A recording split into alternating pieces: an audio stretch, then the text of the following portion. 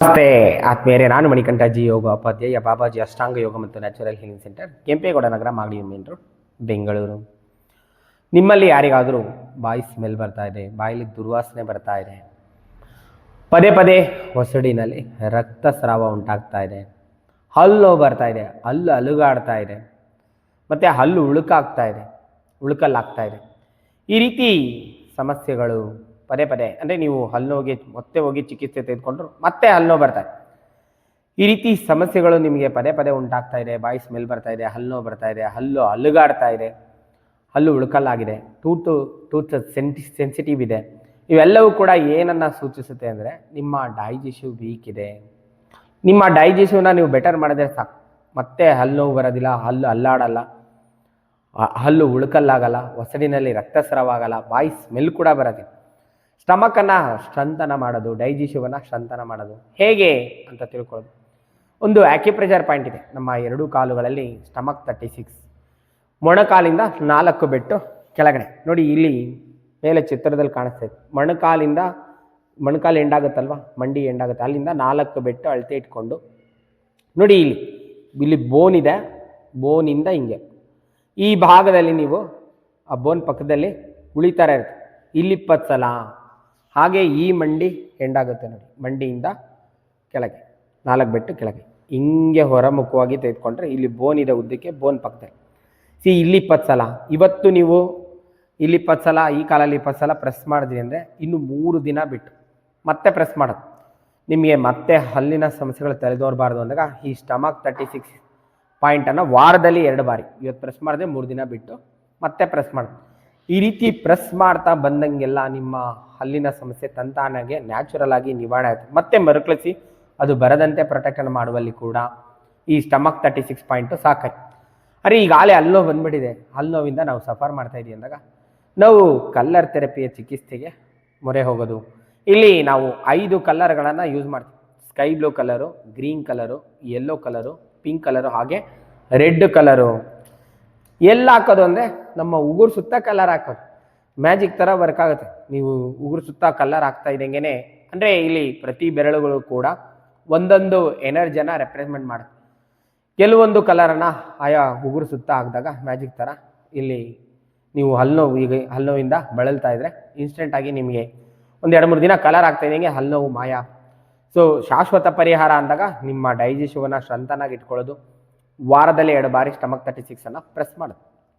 ನಮ್ಮ ಎಡಗೈನ ತೋರು ಬೆರಳು ಅಗ್ನಿಯನ್ನು ರೆಪ್ರೆಸೆಂಟ್ ಮಾಡುತ್ತೆ. ಅಲ್ಲಿ ಅಗ್ನಿ ತತ್ವವನ್ನು ಕಡಿಮೆ ಮಾಡಲು ನೀವು ಗ್ರೀನ್ ಕಲರ್ನ ಯೂಸ್ ಮಾಡಿ ಉಗುರು ಸುತ್ತ, ನಾ ಹೇಗೆ ತೋರಿಸ್ತೀನೋ ಅದೇ ರೀತಿ ನೀವು ಉಗುರು ಸುತ್ತ ಈ ರೀತಿ ಗ್ರೀನ್ ಕಲರ್ನ ಹಾಕೋದು.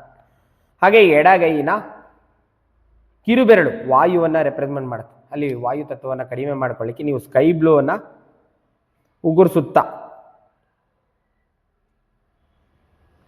ಈ ರೀತಿ ಉಗುರು ಸುತ್ತ ಸ್ಕೈ ಬ್ಲೂ ಕಲರನ್ನು ಹಾಕೋದು. ಹಾಗೆ ಎಡಗೈನ ಉಂಗುರ ಬೆರಳು ಕಾಲವನ್ನು ರೆಪ್ರೆಸೆಂಟ್ ಮಾಡುತ್ತೆ, ಟೈಮನ್ನು ರೆಪ್ರೆಸೆಂಟ್ ಮಾಡುತ್ತೆ, ಅದರ ಸುತ್ತ ನೀವು ರೆಡ್ ಕಲರನ್ನು ಅಪ್ಲೈ ಮಾಡೋದು. ಉಗುರು ಸುತ್ತ ಈ ರೀತಿ ರೆಡ್ ಕಲರನ್ನು ಹಾಕೋದು. ಹಾಗೆ ನೀವು ಬಲಗೈನ ತೋರು ಬೆರಳು ಜಲವನ್ನು ರೆಪ್ರೆಸೆಂಟ್ ಮಾಡುತ್ತೆ.